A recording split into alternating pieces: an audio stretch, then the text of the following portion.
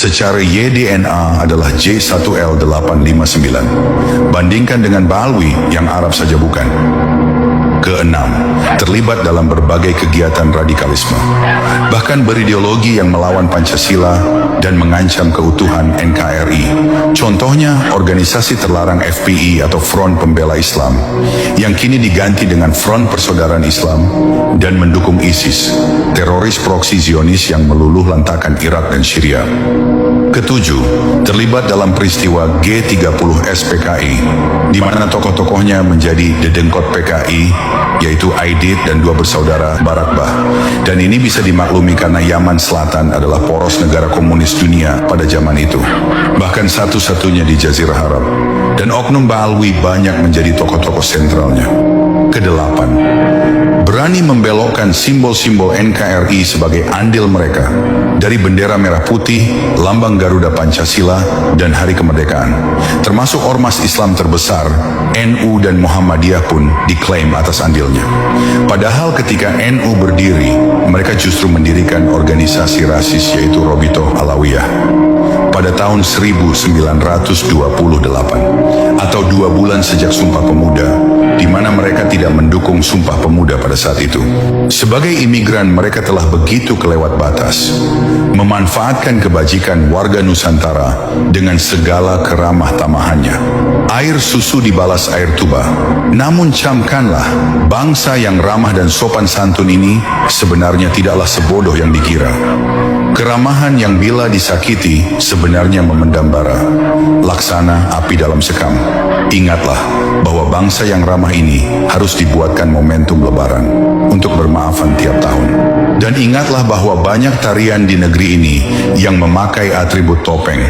Siapa yang mengira di balik wajah yang tersenyum sedang menyeringai marah?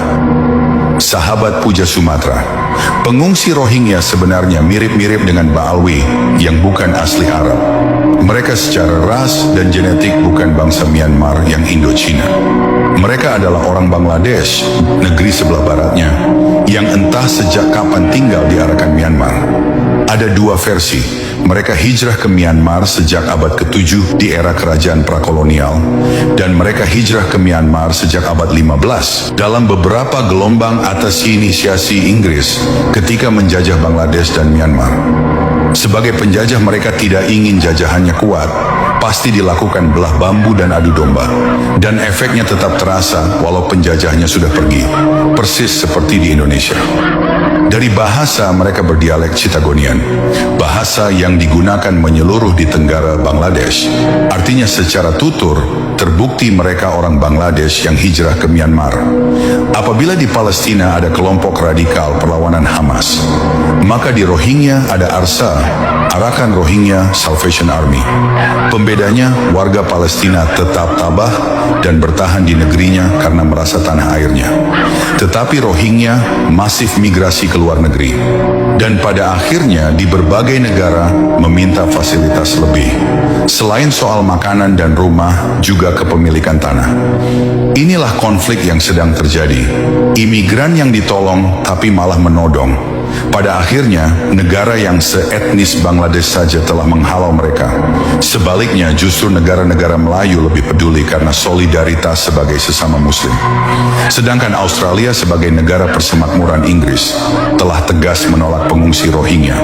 Padahal Inggris adalah mantan penjajahnya Myanmar, awal dari segala kekisruhan tersebut.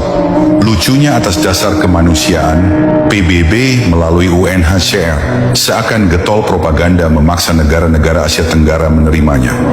Mengapa tidak dibawa ke Amerika saja dengan kapal induknya yang megah, daripada dibuat alat onar di seluruh dunia?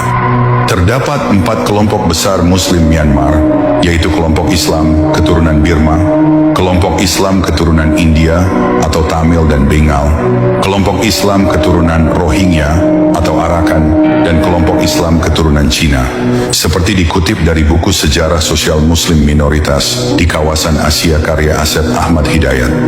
Namun pertanyaannya, mengapa hanya etnis Rohingya yang menjadi musuh negara Myanmar? Jawabannya pertama, yang minoritas berlaku kurang pantas kepada yang mayoritas, sehingga menimbulkan kebencian. Kedua, pendatang yang serakah dan bahkan ingin melakukan perlawanan untuk kemerdekaan. Studi kasus etnik Jawa di Suriname. Mereka membaur, menghormati etnik lain yang lebih dahulu ada. Dan kini mereka menyatu dalam perkehidupan Suriname dengan tanpa kehilangan budaya dan bahasa Jawanya. Juga tanpa menuntut kemerdekaannya. Sebagai pendatang gelap, maka pemerintah harus tegas. Sebelum imigran yang tidak tahu diri akan membuat masalah lebih kompleks di negeri orang.